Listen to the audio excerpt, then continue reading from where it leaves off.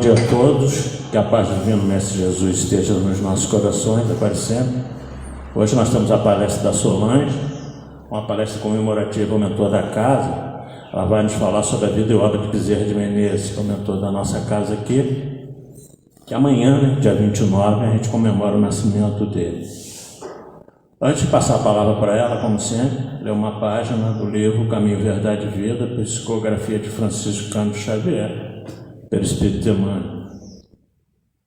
Capítulo 19, na propaganda. E diz-vos-ão, ei-lo aqui ou ei-lo ali, não vades nem os sigais. Jesus em Lucas, capítulo 17, versículo 23.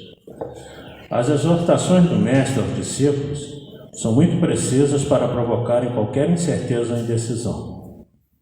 Quando tantas expressões sectárias requisitam Cristo para os seus desmandos intelectuais, é justo que os aprendizes novos, na luz do Consolador, meditem a elevada significação deste versículo de Lucas.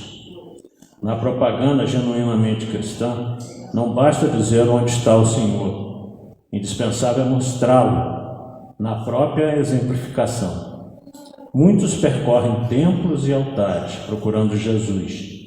Mudar de crença religiosa pode ser modificação de caminho, mas pode ser também continuidade de perturbação. Torna-se necessário encontrar o Cristo no santuário interior. Cristianizar a vida não é imprimir novas feições exteriores, é reformá-la para o bem no âmbito particular. Os que afirmam apenas na forma verbal que o Mestre se encontra aqui ou ali, arcam com profundas responsabilidades. A preocupação de proselitismo é sempre perigosa para os que se seduzem com as belezas sonoras da palavra sem exemplos edificantes. O discípulo sincero sabe que dizer é fácil, mas que é difícil revelar os propósitos do Senhor na existência própria. É imprescindível fazer o bem antes de ensiná-lo a outra, porque Jesus recomendou ninguém seguisse os pregoeiros que somente dissessem onde se poderia encontrar o Filho de Deus. Um alerta de Emmanuel a todos nós sobre essa fala de Jesus e Tiago, melhor dizendo, capítulo 4, eu pulei aqui, sobre essa fala de Jesus em Lucas, capítulo 17, 23, com relação a essa propaganda. E nós vemos nos tempos atuais como isso tem acontecido. A propaganda de Jesus está aqui, Jesus está ali, aqui você é salvo, ali você não é. Então, a advertência de Emmanuel, sempre presente a todos nós, de que a gente tem que buscar essa cristianização interior e ter cuidado com essas falácias que andam por aí, essas falsas promessas, que o verdadeiro discípulo de Jesus, ele sabe, como nos fala Emmanuel aqui, encontrar na sua própria existência a essência daquilo que Jesus veio nos trazer, da sua mensagem, onde de fato ela é pregada com amor, onde ela é pregada com verdade, onde ela é pregada sobretudo com simplicidade, onde não nos exige nada, não nos pede nada, como muitas vezes a gente vê por aí. Então, uma advertência de Emmanuel é que a gente tenha cuidado com esses chamamentos que andam, principalmente nessa época de muita aflição em que o planeta está inserido. É natural que muitas vezes as pessoas se deixem levar, porque a gente sabe, a gente vê isso aí todo dia, esses chamamentos de, se você está endividado, vem para cá, se você está com problemas afetivos, vem para cá, emocional, todo mundo tem esse tipo de problema no planeta que nós vivemos.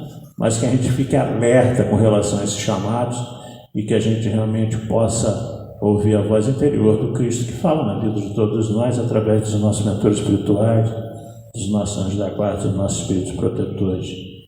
Então, antes da gente passar a palavra para Solange, lembrando a vocês que as nossas atividades de palestra são normais, quarta-feira 19h30, domingo 9h da manhã, a maioria dos estudos também. E vocês podem se informar. Estou com um pouquinho de dificuldade de falar, eu estou com alguns pontos na boca aqui. Eu fiz uma cirurgia na quinta-feira, então por isso que eu estou assim falando meio esquisito. Aliás, eu já falo esquisito, mas piorou. Mas é isso aí. Então vamos elevar os nossos pensamentos ao alto Pedir a Jesus que nos ampare nesse momento, sobretudo a nossa irmã Solange, seu mentor espiritual, para essa mensagem sobre a vida do Dr. Bezerra de Menezes, que ele vai nos trazer, e que possa tocar fundo nos nossos corações o exemplo desse grande homem, desse grande médico dos pobres, e que nós possamos nos mirar, né, nessas figuras que passaram e ainda continuam passando na Terra, exercendo o verdadeiro cristianismo, a verdadeira proposta, já que o verdadeiro guia e modelo da humanidade é o Cristo, mas nós temos essas pessoas como exemplos junto de nós, de uma vida que a gente pode viver em plenitude já nos tempos atuais, vivendo o amor que Jesus nos ensinou. Que Nossa Mãe Maria Santíssima esteja conosco agora e sempre, principalmente com a nossa irmã Sol. Ave Maria, cheia de graça, o Senhor é convosco. Bendita sois vós entre as mulheres, bendito é o fruto do vosso ventre, nasceu Jesus. Santa Maria, Mãe de Jesus, rogai a Deus por nós pecadores, agora e na hora do nosso desenlace. E assim, com essa prece, nós damos por aberto a primeira parte do nosso trabalho. A palavra da nossa irmã Solange.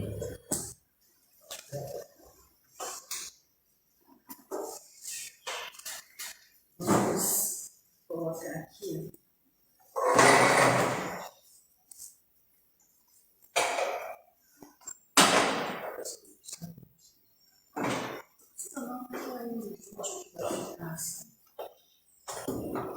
bom dia a todos. Vamos iniciar aqui, se der tudo certo, né?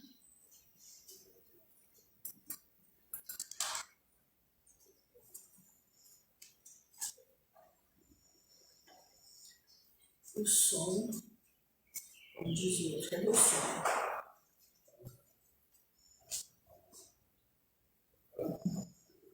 Felipe, deixa eu ver. Oi? O som sumiu. Vai passar para cá? Oi? Vai passar para cá? Ah, quer passar para outra caixa? Ah, talvez seja melhor. Aí você fica aí para depois mudar, então. Aqui essa caixa de som aqui funciona. Não sei se não.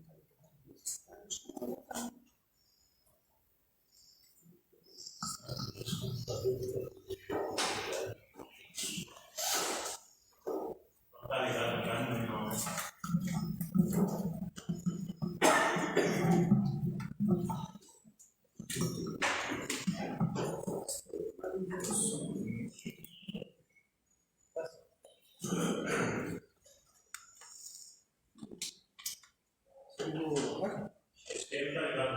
Ah, o fio não está ligado? Não.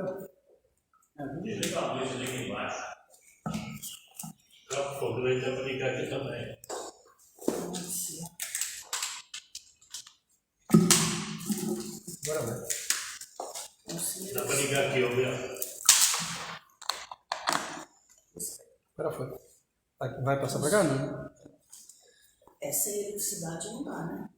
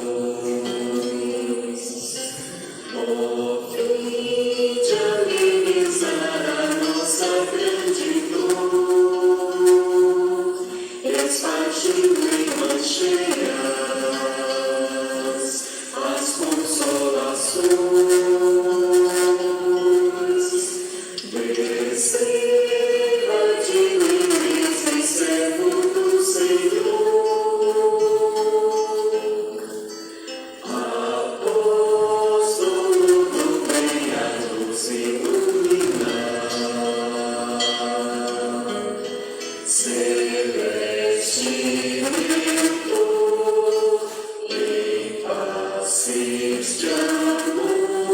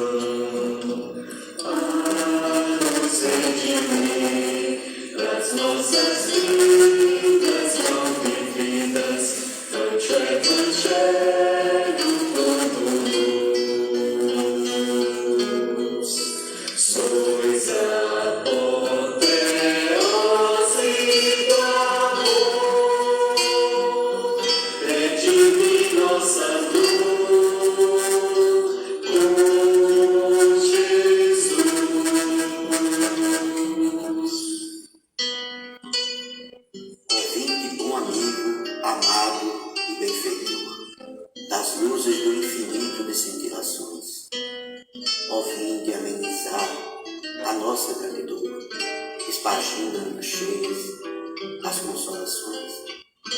Bezerra de Menezes, servo do Senhor, apóstolo do bem a nos iluminar, celeste mentor, em passes de amor, água fluidificai.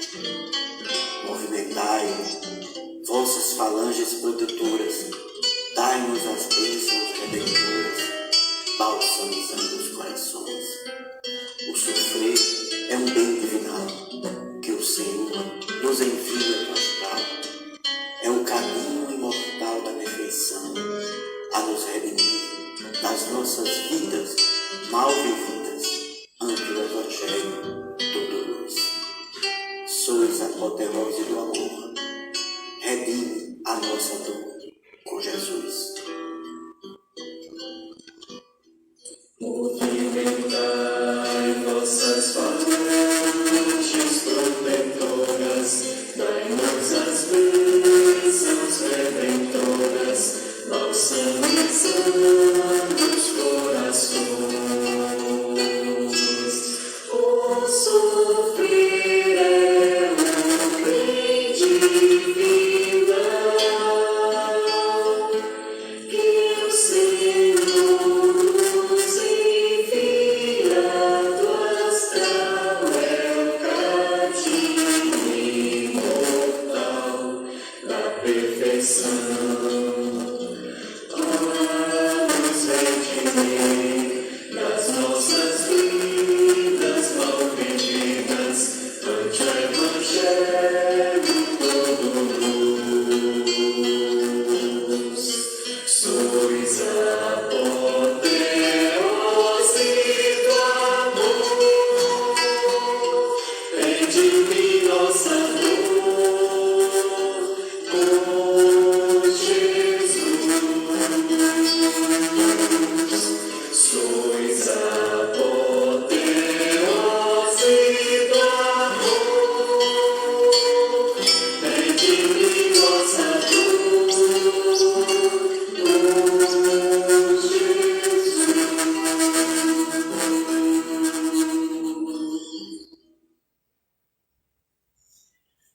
Nós pretendemos, nós vamos iniciar a nossa palestra com esse hino a Bezerra de Menezes, altamente significativo da missão que ele cumpriu junto de nós.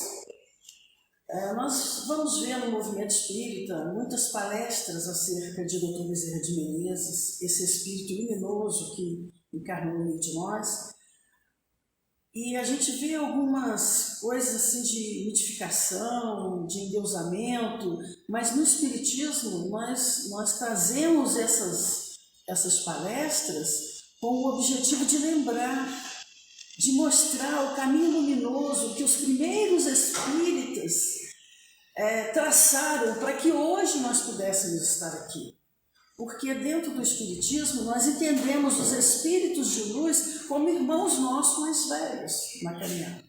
Então o objetivo é esse, é nos lembrar desse caminho espinhoso que eles no passado fizeram para que hoje nós pudéssemos estar aqui livremente falando do Espiritismo, ouvindo nossas palestras, nos declarando espíritas no senso. Então foi um longo caminho, muita jornada, e por isso que a gente fala tanto desses bons irmãos que encarnaram entre nós e deixaram tantos bons exemplos acerca da divulgação da doutrina espírita. Bom, existem muitas biografias sobre o Dr. Bezerra de Menezes. A primeira biografia que surgiu do Dr. Bezerra de Menezes foi em 1860. E de lá para cá, muitas outras foram surgindo. Mas nós temos recentemente um pesquisador, que é Luciano Klein. Ele é historiador, pesquisador, escritor e professor. E ele nos trouxe muitas informações novas sobre a vida e a obra de Dr. Bezerra de Menezes. Há 30 anos ele pesquisa nos folhetins, nos jornais empoeirados, nas bibliotecas municipais, nacional, que tem bastante documentação lá, nas hemerotecas. Ele tem pesquisado durante 30 anos e o fruto desse trabalho chegou na sua primeira obra, que foi em 2001, que foi Bezerra de Menezes, Fatos e Documentos. E agora, recentemente, em 2021, ele editou o livro Bezerra de Menezes, O Homem, o Seu Tempo e a Sua Missão. Um livro bastante completo, com muita documentação, com muitas fotos, e ele fez bastante... Ele foi chegando, né? Porque quando chega a hora, vai chegando os documentos. Então, chegou documentos, chegou muitas fotos. Ele conheceu trinetos de Dr. Bezerra no Rio, no Ceará, e através deles ele foi recolhendo fotos que, inclusive, são raríssimas, né? E ele montou todo esse trabalho num livro de quase 1.200 páginas, editado pela Federação do Ceará, com o selo da Federação do Ceará, que é onde ele é presidente hoje. Lá ele coordena um grupo de estudos sobre Viana de Carvalho, porque o objetivo dele é resgatar a memória do espiritismo no Ceará. Então, por isso ele estudou Bezerra de Menezes, que é cearense, e estuda ainda Viana de Carvalho, né? E ele tem esse grupo e tem vários trabalhos também sobre Viana de Carvalho, né? Que já editados, inclusive. Muito bem, então ele vem nos trazer algumas informações assim, bem interessantes. Lembrando que o Dr. Bezerra de Menezes nasceu no dia 29 de agosto de 1831, portanto, há 191 anos atrás, né? E nesse dia, nessa época que o Dr. Bezerra de Menezes nasceu, foi uma época muito conturbada, porque o Brasil vivia um período regencial. Lembrando, logo após a independência do Brasil, 1822, que a gente já comemora na próxima semana, né? 7 de setembro, acho que já vai ser na próxima semana, se não me engano. Então, logo após a independência do Brasil, houve muitos conflitos, porque foi chamada uma Assembleia Constituinte, né? E que essa Assembleia Constituinte deveria fazer a primeira Carta Magna da Constituição do Brasil. Entretanto, essa Constituinte, em 1823, ela foi fechada pelo, então, Dom Pedro I, que estava no reinado, né? Então, o Brasil deixa de ser uma monarquia na República, né? Mas ali ele tinha um compromisso com uma Constituição que ele deveria fazer ali, né? Essa Constituição de 1824. Só que, como foi extinta, em 1824 ele faz a Constituição, ele chama algumas pessoas e faz uma Constituição outorgada, que tinha muito das características dele. E Dom Pedro I foi uma pessoa assim, bem autoritária, e ele intervinha muito nas províncias, né, que hoje é Estado, na época eram as províncias. E ele intervinha muito, e isso gerou bastante conflitos, muitas dificuldades. Entre elas, a Confederação do Equador, muito conhecida, né? Que na época Dom Pedro destituiu o presidente da província, que era do Partido Liberal, nomeou um que era do Partido Conservador, que era o partido dele. Enfim, ali iniciou-se um conflito grande, que foi a Confederação do Equador. Inclusive, nesse conflito, o avô de Bezerra de Menezes, ele lutou, porque a família dele era ligada ao Partido Liberal. E ele lutou nesse conflito. E no final do conflito, né, aqueles que lutaram contra o... foram condenados, e o avô de Bezerra foi condenado ao exílio, a ir para o Maranhão. Não chegou a ir para o exílio porque ele faleceu no caminho. Mas no Ceará, eles eram donos de umas terras ali perto de Riacho do Sangue. Então tinha duas fazendas, que era a fazenda do avô dele, a fazenda Santa Bárbara, e a fazenda das Pedras, que era a fazenda do pai dele. Então ele nasceu na Fazenda das Pedras, muito embora muitos biógrafos dizem que foi na Fazenda Santa Bárbara, mas o Luciano conseguiu encontrar documentação que comprovaram que ele realmente nasceu na Fazenda das Pedras. Inclusive eles, nesse local, eles construíram um polo Bezerra de Menezes, que tem até hoje, na região de Jaraguatama, né? E entre Jaguaretama e Sonolópolis, construiu o polo Bezerra de Menezes. É um trabalho muito bonito, muito lindo, com a contribuição de várias pessoas. Então tem uma escola, né? Uma escola que abriga hoje, que cuida de hoje de 450 alunos, a escola Lar Fabiano de Cristo, que dá uma assistência excelente, cursos profissionalizantes para as famílias dos assentados, porque logo depois que começou a construção do polo, surgiram os assentamentos do INCRA e várias vilas ali ao redor. Então o polo atende essas famílias, né? É um trabalho bem bacana. Muito bem, então ele nasceu nessa fazenda. A mãe dele foi Fabiana Maria de Jesus Bezerra de Menezes Cavalcante. Ela fica com Bezerra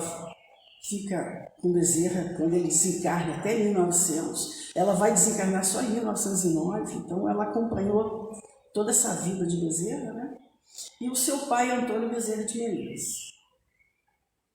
Lembrando que Bezerra de Menezes era o caçula de 14 filhos. O pai dele se casou em primeira...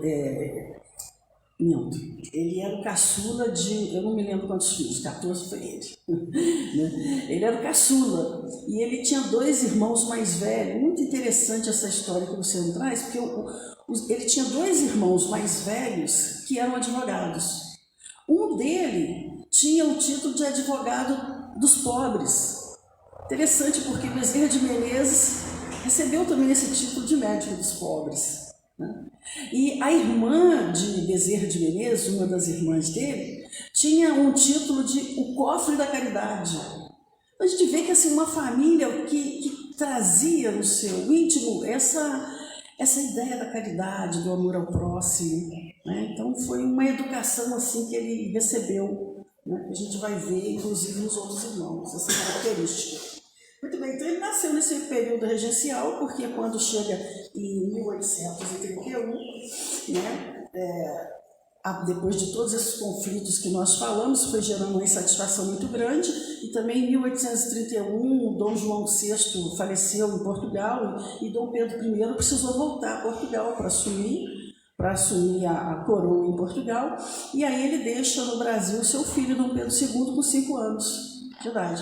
Mas pela Constituição de 1824, ele só poderia assumir aos 18 anos. Então, por isso é que surge o período regencial, né? E aí, nesse período regencial, houve muitos conflitos mesmo, porque uns não aceitavam a ida de Dom João, queriam que ele de Dom Pedro I, queria que ele voltasse, outros não aceitavam a questão das regências, então foi um período bastante conturbado, né? Mas aí, até que chegou o ponto em 1840, quando eles tiveram que, na história ficou conhecido como o golpe da maioridade, porque então Dom Pedro II, ele que assumiria aos 18 anos, né, foi antecipada a maioridade para 14 anos, ele assume o trono aos 14 anos. Então, por isso é chamado desse período aí, desse golpe de maioridade, porque houve essa redução de tempo. E a partir de 1840, então, assumindo Dom Pedro II, as coisas começam a dar um alívio, né? A dar uma melhorada. Em 1842, devido a todos esses conflitos que nós falamos aí, a família do Dr. Bezerra de Menezes era ligada ao Partido Liberal e o Partido Conservador, que estava na gerência agora da província, então eles tiveram que migrar. Eles migraram do Ceará para o Rio Grande do Norte. E lá Bezerra de Menezes ficou durante 4 anos. Foi lá em Rio Grande do Norte que ele aprendeu latim, a ponto até de substituir o professor quando ele não poderia comparecer. E aí eles retornam depois, né? Em 1846 eles retornam para o Ceará, mas um ano antes, em 1845, houve uma grande seca e dizimou aquela região, porque aquela região ali já era uma região bem castigada, né? De muitas secas. E, inclusive, eu vou lembrar aqui que Riacho do Sangue, esse nome, Riacho do Sangue, alguns biógrafos dizem que é porque ali houve muitas lutas entre os bandeirantes, né? Porque na época eles tomavam ali o litoral e depois eles iam entrando para dentro dos territórios mais do interior. Então essas entradas levaram muitas questões, muitas brigas, muitas mortes, inclusive com os nativos da terra, no caso eram os índios. E alguns biólogos dizem que Riacho do Sangue é por causa disso, mas Dr. Bezerra de Menezes, numa entrevista ao Reformador, ele diz que não, a origem do nome Riacho de Sangue é porque ali era uma região de indígenas e eles haviam matado um veado que era muito grande e ele ficou sangrando por alguns dias. E aquele sangue que descia fez, entre as pedras, fez tipo um riozinho. Então, assim, formou esse Riacho do Sangue, ficou esse nome, Riacho do Sangue. Isso é só uma atualização do que se diz, né? Então, em 1845 houve essa grande seca e eles perderam tudo ali, perderam gado.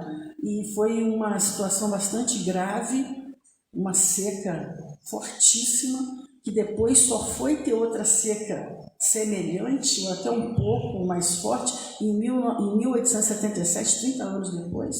Então, assim, foi uma situação bem grave e eles não voltam mais para aquela região, então eles vão morar em Fortaleza. Eles se estabelecem em Fortaleza, que era a capital do Ceará. E em Fortaleza ele vai estudar no liceu que havia sido criado um ano antes, aos modos do Colégio Pedro II, né? E hoje não tem mais esse liceu lá, funciona um hospital no local, né? Mas ele estudou ali naquele liceu e quando ele terminou o ensino da época, que era como se fosse hoje o ensino médio, ele vem para o Rio de Janeiro com o objetivo de cursar a medicina. E aí tem duas faculdades de medicina na época, que era Salvador e Rio, ele prefere vir para o Rio de Janeiro. Né? Lembrando que naquela época não existiam as regiões divididas como existe hoje, era norte e sul apenas. Da Bahia para cima era norte, da Bahia para baixo era sul. Então ele sai do norte e vem para o sul para estudar a medicina. Foram 20 dias de viagem. Nessa época, o pai de Bezerra, a família de Bezerra já estava realmente sem recursos, né? Com todos esses conflitos, essas mudanças, foi bastante difícil para a família e eles não tinham condição de manter o Bezerra porque, bom, segundo isso daí o Luciano não nos conta, mas tem alguns biógrafos que dizem que é porque o pai ficou bastante endividado, pegou dinheiro e os credores, vendo a honestidade do pai dele, resolveram não cobrar a dívida, mas ele se achou no dever de pagar. Então, tudo que eles produziam era para pagar a dívida, de forma que a família ficou sem dinheiro para que ele pudesse vir para o Rio. Aí eles fizeram tipo uma vaquinha, né, que a gente faz hoje, a vaquinha eletrônica, entre a família e eles conseguiram R$400 mil. Foi com esse dinheiro que ele viaja para o Rio de Janeiro. Mas as viagens eram a vapor, era muito longa, era dispendiosa, o navio precisava parar com frequência para fazer manutenção, então eram muitos gastos que tinha. Tanto que quando ele chegou no Rio, de 400 mil euros, ele estaria rico na época, de 400 mil réis, lhe sobrou apenas 18 mil. E esses 18 mil réis era assim, a conta dele pagar algumas taxas da faculdade, que ele iniciaria o curso, e também de pagar a despesa de sua estadia por alguns dias. Daí ele pensou em algo para fazer, para se manter ali, já que a família não tinha condição, ele começou a dar aula de filosofia e matemática. Então, aquela história do aluno que procura para ter aula de matemática é verdadeiro, isso aconteceu mesmo, né? E ele conseguiu se manter por um tempo aquilo ali. E foram essas aulas que o mantiveram no curso, né? Então, assim, não foi nada fácil para ele cursar medicina no Rio de Janeiro, não foi nada fácil, foi uma luta, foi um esforço muito grande, né? E de muitos momentos de muitas dificuldades mesmo. Muito bem, então em 1851 ele vem para o Rio de Janeiro, né, para cursar a medicina aqui na Faculdade de Medicina do Rio de Janeiro. Aos 19 anos ele chega ao Rio para poder fazer isso.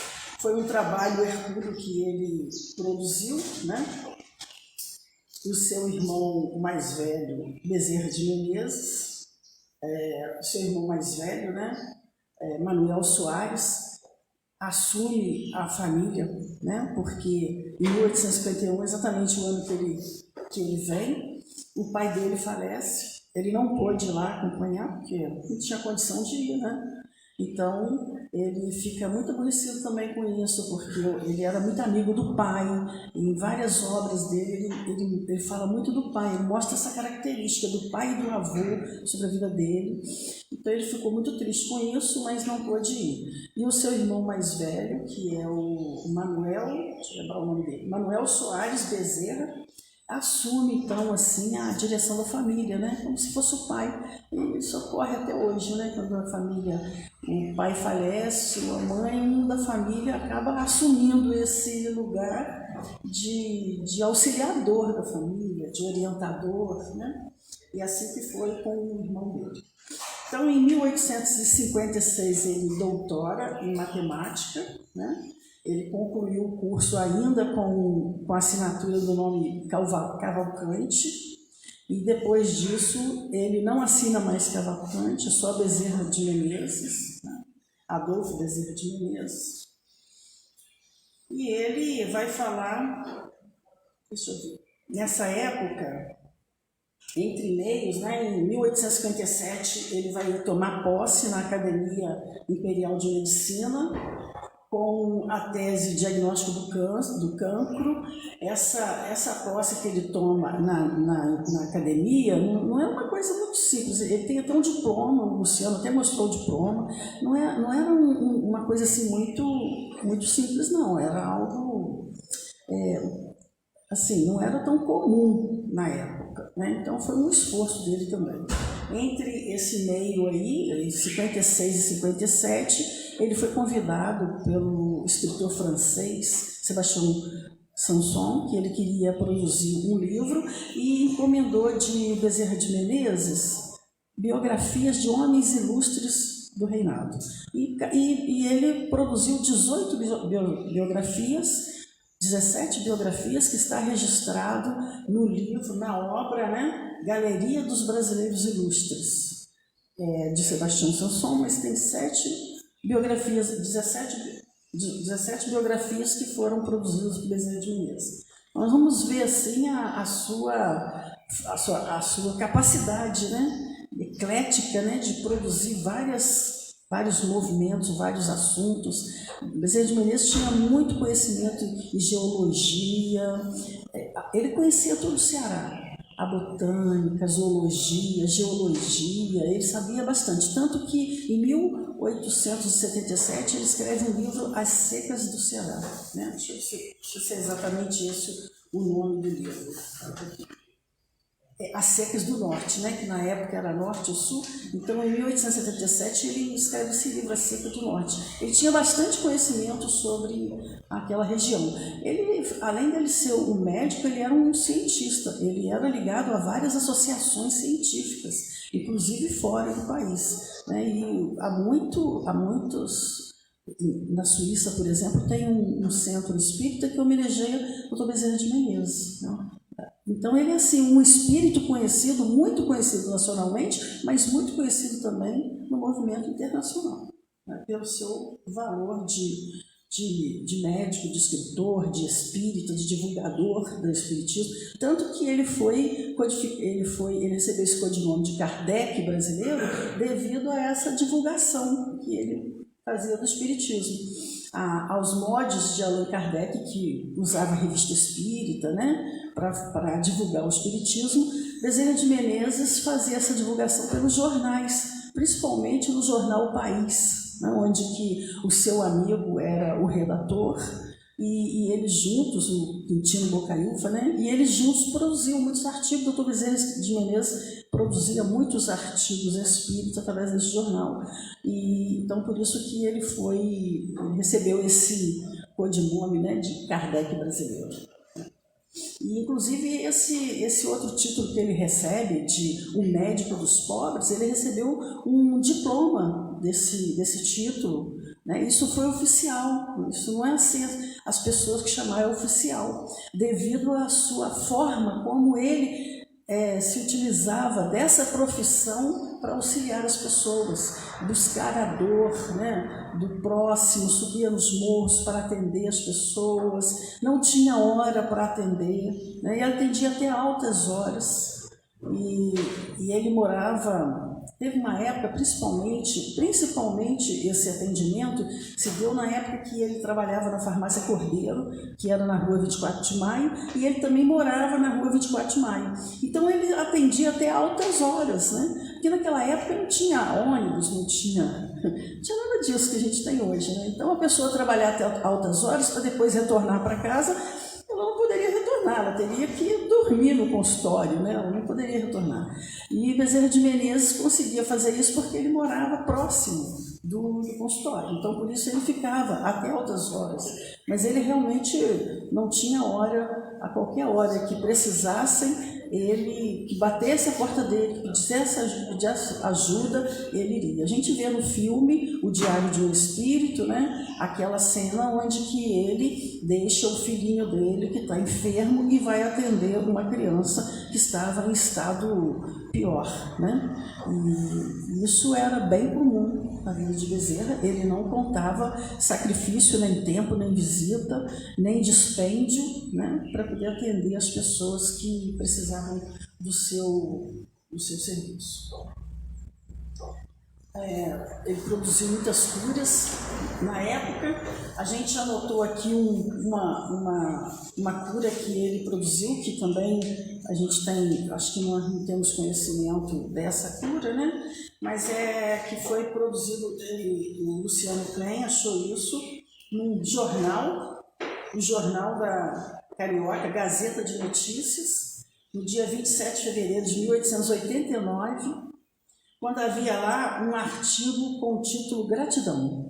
E nesse artigo, o casal Domingos Manuel Ferreira e Maria Florença Ferreira agradeciam a Bezerra de Menezes por salvar a vida da filha Maria da Glória. A filha havia engolido uma agulha com a linha. E eles já tinham ido na Casa de Misericórdia, já tinha buscado vários recursos, mas não conseguia tirar aquele objeto da criança, né, gerando ali uma situação muito grave, tanto para a menina, né, que estava num processo inflamatório, e na época, né, a gente ainda não tinha os antibióticos, né, que a gente tem hoje aí, né? Nós tínhamos algumas medicações, não tinha anestesia, né, era cloroforme que se usava, enfim. Então, Bezerra de Menezes, nessa época, ele já clinicava como homeopata. Também tem uma dúvida, mas ele chegou a ser homeopata ou não? Sim, ele assumiu, ele realmente trabalhou como médico homeopata nos últimos 11 anos de sua existência. Então, nessa época, ele como homeopata foi procurado por esse casal e, através das medicações, ele conseguiu que o processo inflamatório cedesse e que a agulha com a linha também fosse expelida. E aí esse casal termina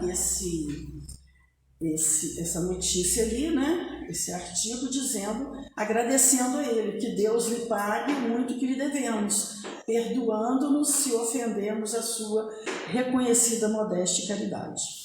Então ele produziu assim, essa entre muitas, né? Muitas curas aconteceram.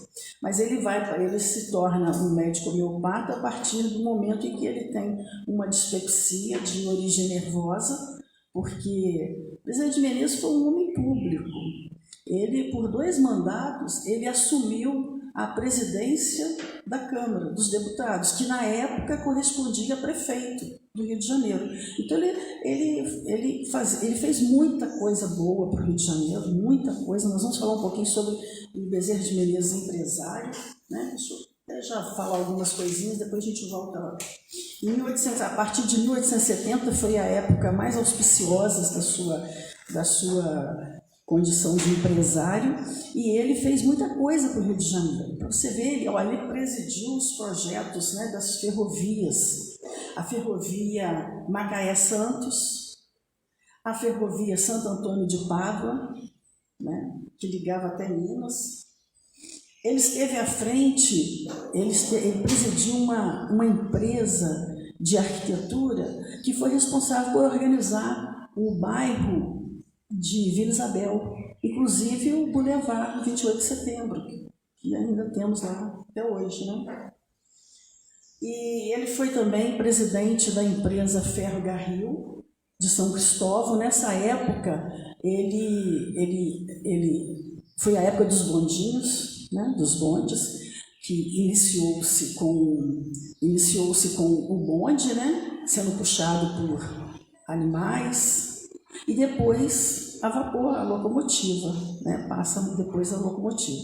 Bezerra de Menezes, ele tinha uma coisa assim de uma visão, um homem que tinha uma visão de futuro muito grande, e como político, ele buscava as necessidades da sociedade, ele trabalhava dentro daquelas necessidades, o que eles estão precisando hoje, ele trabalhava em torno disso. Então ele teve uma vida muito, muito ativa nessa área. E, inclusive, teve muito antes de surgir o automóvel, né? O automóvel que surgiu no exterior, não me lembro muito bem que país, mas que chegou no Brasil muito tempo depois, né? Muito antes disso, ele fez um teste com um locomóvel, que era um cercadinho tipo o bonde, mas ali ele tinha era rodas, né? E ele era puxado por um motor, né? Aí subiu, não foi um projeto que foi adiante, mas é um projeto que aconteceu quase 10 anos antes de aparecer o automóvel. A gente vê assim a preocupação, assim, o desejo dele, a vontade que ele possuía de falar de ciência, de buscar o meio científico, né? Então ele também foi presidente de dois bancos, né? O Banco Mútuo e o Banco Evolucionista. Ele foi presidente desses dois bancos. Aí as pessoas perguntam, mas é uma pessoa que teve tanto trabalho, foi um empresário que deu certo, né? Um empresário que deu certo, porque todos os empreendimentos que ele entrou aqui deu certo, aconteceram. E como que no final ele morre pobre? E ele morreu pobre mesmo, porque o Luciano teve acesso ao inventário dele, e realmente no inventário não existia nada. Ele morava numa casa na época 24 de maio, mas essa casa era alugada. Ele inclusive conseguiu achar a pessoa que alugou, por quanto que alugou, aquela história toda. E as pessoas, mas ele tinha tanto e morreu, então, e morreu pobre. Isso foi devido ao seu coração generoso. Ele ajudava muito as pessoas. Você tem ideia, em 1877 ele fundou uma associação de ajuda aos cearenses, que vinha de cearense do Ceará para o Rio. A política na época, gente, não recebia dinheiro, igual a gente tem hoje aí, que eles têm função, recebem salários e benefícios e tudo isso, não existia. Então, tanto que ele era político, mas continuou trabalhando como médico porque precisava trabalhar para se manter. E não só por isso, porque ele amava a profissão dele. Tanto que no final, né, foi em 1880, deixa eu ver quanto que foi a última legislatura dele, eu anotei aqui em algum lugar. 1885, né, ele abandona a política para se dedicar à vida espírita, né, ao movimento espírita, e também à sua profissão de médico, que era o que ele amava fazer. E aí, então, ele foi bastante auspicioso, mas ele tinha esse coração generoso, que ele ajudava muito. Ele era o presidente do Partido Liberal, então ele precisava, né, dispor de recursos para poder auxiliar na política.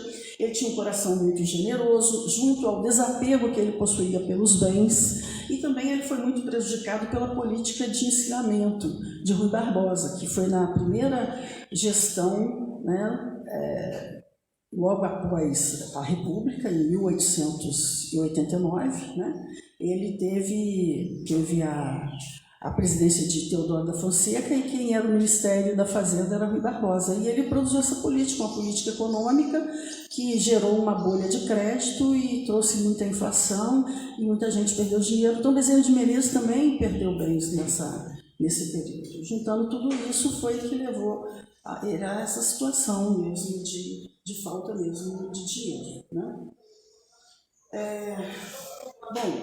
Vamos falar um pouquinho sobre a questão do abolicionismo, o fato dele ser abolicionista, né? Ele inicialmente, a gente tem uma ideia, desde 1850, 1860, ele defendia a abolição. E por que a gente vai falar isso? Porque tem muitos artigos na internet que falam que ele não era, que ele era contra a abolição da escravatura. Ele não era contra. No início ele era um emancipacionista. Deixa eu... Emancipacionista. O que é um emancipacionista? Ele era a favor da abolição da escravatura, porém de uma forma responsável, gradual, lenta e gradual. Como que é isso? Vamos explicar. À época, eles queriam que abolisse a escravatura. Bom, os negros estavam ali trabalhando, 50, 60 anos ali trabalhando, e de repente você vai abolir a escravatura e vai fazer o quê com esse povo? Precisa dar uma solução, precisa ajudar, precisa ter política pública para esse pessoal, que não teve na época, né? Então, na época, inclusive, eles se colocaram, foram para os morros porque não tinha moradia e formaram as comunidades, enfim, essa história. Então, Bezerra de Menezes era a favor disso, porque na época tinha os a favor e tinha o contra, porque eles mantinham assim, a ideia de que a escravidão era que sustentava o Brasil. E isso era um absurdo, porque os outros países todos já haviam acabado com a escravidão e tinham pessoas para assumir. Então o Brasil precisava pensar nisso e acabar com isso logo, né? Então ele defende muito isso, que dessa forma gradual. Na época, inclusive, em 1860, ele editou um opúsculo que se chamou, deixa eu ver, como que foi? A escravidão e como ela deve ser extinta de forma lenta e gradual. Nesse opúsculo, ele falava, inclusive, de escolas. Tinha que fazer para as meninas e para os meninos, a fim de formar profissão, de uma escola com profissão, para que eles saíssem dali com uma profissão que eles pudessem se manter. Mas a partir de 1884, aí ele se torna mesmo abolicionista e ele começa a defender, e ele tem diversos capítulos que ele busca mesmo a abolição, que ele sempre foi a favor. Inclusive, uma das filhas dele, Maria Antônia, é uma escrava que foi alforriada pelo pai, pelo sogro dele ao nascer. E essa filha, ele amava tanto essa filha, ela foi a filha que acompanhou até o finalzinho do seu desencarne o Dr. Bezerra de Menezes. Então ele era a favor disso, só que ele pensava numa forma gradual. E alguns acham que não, que ele era contra. Mas o Luciano achou um jornal, a Gazeta Lusitana, onde logo após 1888, quando é abolida a escravidão, eles fazem um artigo com o nome de todos os abolicionistas. E o nome de Dr. Bezerra de Menezes está ali, na lista dessas pessoas que defendiam a abolição. Então não, ele realmente defendeu a abolição de fato, né? E ele tem uma obra, vamos falar um pouquinho da obra como escritor, né? Como escritor, a gente sabe que ele colaborou muito no Reformador, e ele começou a colaborar no Reformador antes dele se colocar naquela, né, aquela assembleia que teve, né? Aquela assembleia onde ele, em 1886, onde ele se declara espírita publicamente. Isso também foi uma coisa interessante, porque a partir de 1885, Bezerra de Menezes conhece o espiritismo em 1875, quando ele recebe aquele livro, o Livro dos Espíritos, que havia sido traduzido por Joaquim Carlos Travassos, e ele lê aquele livro no bonde, aquilo ali é uma realidade mesmo, ele lê e vê que naquela doutrina ali não tinha apesar de ser nova, mas para ele não se sentia algo novo, ele parecia que fazia parte dele tudo aquilo que a doutrina trazia. E ele começa a contribuir com o Reformador também, já tinha artigos já logo após isso. Mas em 1886 ele se declara espírita numa assembleia de 2.000 pessoas. Na época, em 1885, um ano antes, a federação resolveu fazer uma grande divulgação do espiritismo no Brasil. E aí ela convidou vários oradores famosos, um advogado, o médico Cláudio Castro, e eles faziam palestra. E esse pessoal, eles aglutinavam um público grande, mas não chegava longe disso. Era no máximo 100 pessoas. O doutor Bezerra conseguiu aglutinar 2.000 pessoas. Por que a gente fala isso? Para a gente ver o carinho que as pessoas possuíam dele, né? Que as pessoas tinham por ele. Né? Então era um carinho muito grande. E aí ele se declara em 1886, mas ele já escrevia para o Reformador. Né? E então essas obras que nós falamos, As Secas do Nordeste, o Opúsculo da Abolição, e uma coisa interessante também que ele, as obras póstumas que havia sido organizada logo após o desencarne de Kardec na França, por Lermarie, ele que traz a tradução do francês para o português das obras póstumas. Né? E Bezerra falava fluentemente o francês. E ele conhecia todas as línguas de origem latina, ele conhecia bem, e o francês. Então ele falava muito bem isso. Né? Além disso, nós vamos ver A Casa Assombrada, que é uma obra maravilhosa, né? Na época era Casa Mal Assombrada, depois tirou o mal, né? Ficou Casa Assombrada, também não sabe por que foi mudado isso, mas é uma obra, um romance, O Casamento e Mortalha, né? E esse livro, A Loucura sob o Novo Prisma, é um livro que foi editado depois da sua morte. Ele vinha fazendo esses estudos já há alguns anos, né, com etiologia das perturbações mentais. Isso daí ajudou bastante a psiquiatria, esse livro. É um documentário muito bom, porque ele tinha um filho, o filho dele que tinha uns problemas mentais, que ele acompanhou, e ele foi fazendo assim essas anotações. Né? Muito interessante. Tem um livro também, A Carta de Bezerra de Menezes, que é uma carta muito interessante, foi editado pela FEB. É uma carta onde o irmão dele mais velho, Manuel Soares, ele tinha feito umas críticas logo após Bezerra de Menezes falar publicamente e se declarar espírita. Então esse irmão faz umas críticas, porque ele era católico fervoroso e ele achava que o espiritismo era uma religião do diabo, né? Então ele faz umas críticas a Bezerra de Menezes, e Bezerra de Menezes então escreve essa carta para ele, falando do que era o espiritismo. Então essa carta possui ali um ensino muito grande, vasto, sobre a doutrina espírita, sobre vários assuntos, né, dentro da doutrina espírita, que foi editado pela FEB, e isso não seria possível se não tivesse sido cedida para a FEB essa carta que ele manda ouvir. Muito bem, então, gente, a vida de Bezerra de Menezes foi essa vida que nós estamos vendo aí, né? Maravilhosa, de muitos exemplos, de muito exemplo de amor, de caridade, de dedicação ao próximo, né? E Bezerra de Menezes é o nosso patrono da nossa casa.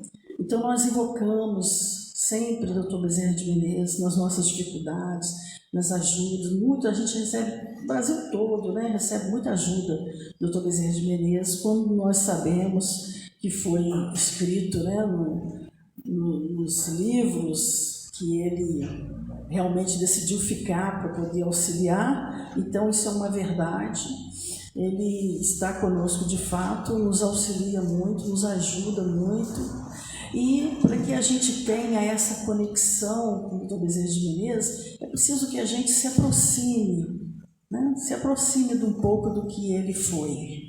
Claro que nós ainda somos irmãos mais novos, né, na caminhada, mas é o exercício da caridade, o exercício do amor ao próximo, o desejo de auxiliar, o desejo de fazer uma reforma íntima, de buscar acertar o máximo que for possível, de fazer uma mudança em nós. O Dr. Bezerra de Menezes, ele foi de fato o reflexo daquele homem de bem escrito por Allan Kardec no Evangelho segundo o Espiritismo seja perfeito. Ele, de fato, ele foi um homem de bem. Ele trabalhou muito em benefício de todas as pessoas da época, né?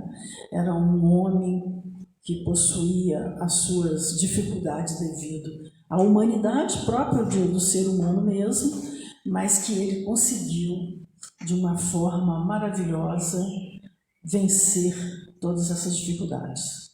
Quando ele desencarna pobre de recursos financeiros, mas milionário de recursos espirituais, né? Se tornou uma luz para todos nós. Que o bondoso Bezerra de Menezes nos traga esse desejo íntimo de que a cada dia possamos nos superar, ser uma pessoa melhor, buscando sempre esse caminho do amor ao próximo e da caridade. Nós queremos encerrar com uma música que sempre foi muito cantada pela nossa irmã. Toda vez que a gente fazia palestra no centro, a gente chamava Eclair, e ela cantava de forma linda essa música. Então, para fazer assim uma homenagem a Bezerra de Menezes, lembrando a voz da nossa irmã, nós vamos colocar aqui essa música para a gente terminar a nossa palestra. Muito obrigada, que Jesus nos abençoe.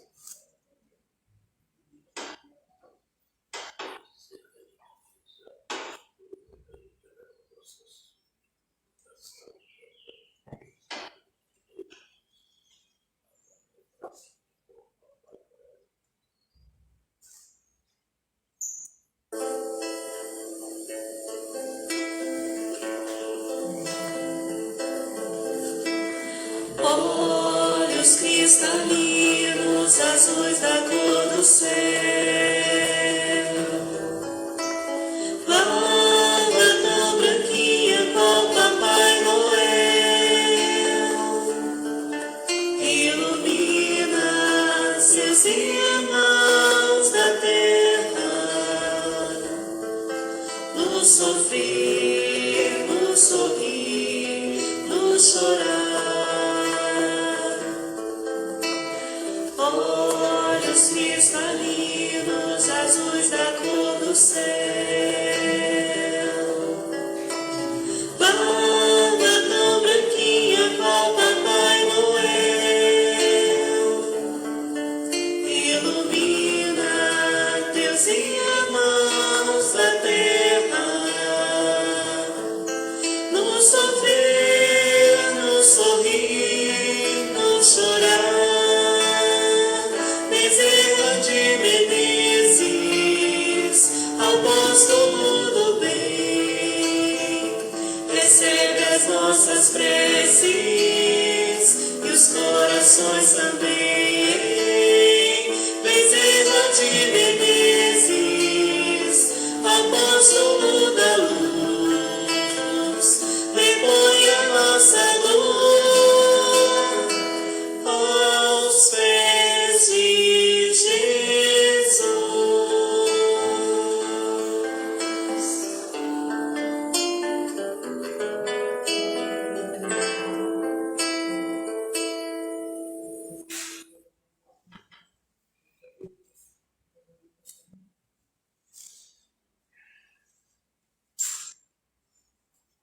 Jesus nos abençoe e nos traga luz e paz aos nossos caminhos.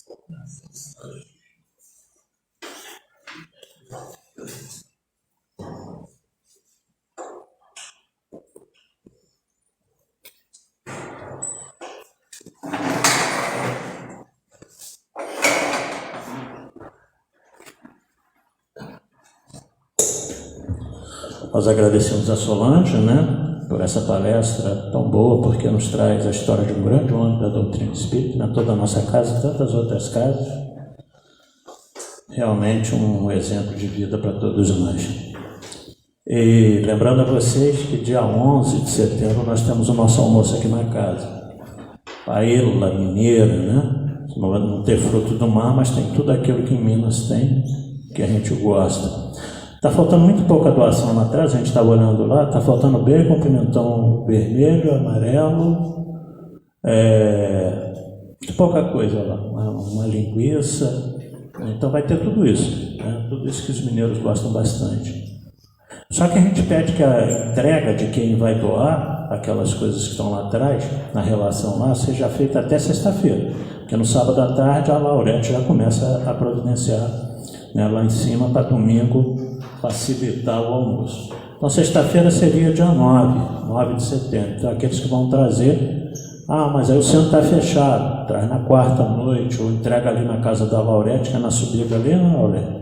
Sem problema algum, ou deixa na Silvana aqui do lado também, que aí a Silvana entrega para a gente, ok? Então dia 11 de setembro, lembrando que é Marmitex, R$20, não tem almoço aqui, a pessoa pega e leva, mas junto com, um combo, né? Tem um refrigerantezinho e um doce junto, por R$20 hoje em dia é difícil até você almoçar aí fora, né? Além de que a comida aqui é frutificada, né? Então ajuda bastante, ok?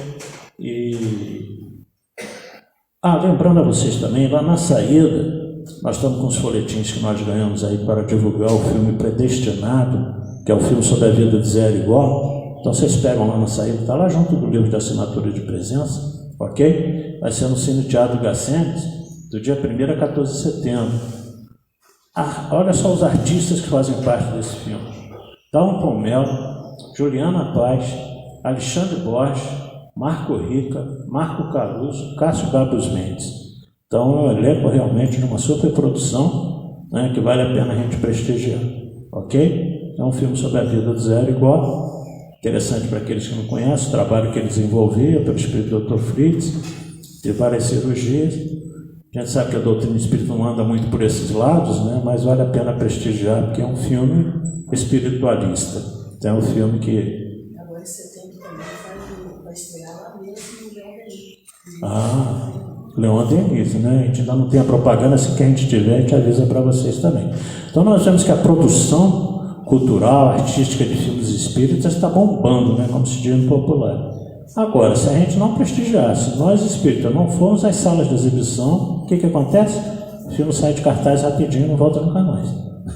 Então, o que faz um filme manter-se na exibição, nas salas de cinema, é a audiência que ele está dando, é a frequência das pessoas que vão assistir. Então, fiquemos atentos, né? Procuremos assistir. Está vendo outro filme aí também sobre a vida de Chico, né? Um produtor do filme Nosso Lar. Então, ou seja, né? Vamos prestigiar, ok? Finalizando então essa primeira parte, agradecidos a Deus por essa oportunidade, passando depois para a sala de passe, 5 passistas aí que tiverem condições, ao final da nossa prece se dirijam lá. Mais uma vez agradecemos a Solange, agradecemos a presença de vocês aqui no salão, aqueles que estão nos assistindo aí pelas mídias sociais. Então vamos elevar os nossos pensamentos ao alto, pedir a Jesus que nos ampare, a todos que estamos aqui, aos que estão nos assistindo, aos nossos familiares, nessa manhã de domingo, e aquelas pessoas que estão na nossa mente nesse momento, as famílias que nós vamos visitar depois também. Que Jesus, na sua infinita bondade, os proteja, os abençoe agora e sempre. Pai nosso que estais nos céus, santificado Senhor seja o vosso nome, venha a nós o vosso reino, seja feita a vossa vontade, assim na terra como nos céus. Pão nosso de cada dia nos dai hoje, perdoai as nossas ofensas, assim como nós perdoamos a quem nos tem ofendido. Não nos deixeis cair nas tentações do caminho, mas livrai-nos de todo o mal, que são teus o reino, o poder e a glória para todos sempre. Com essa prece nós encerramos a primeira parte e passamos para a segunda parte na sala de paz. Aqueles que tiverem necessidade, aguardem no salão que a gente vai chamando de acordo com a quantidade de passistas. Muita paz a todos.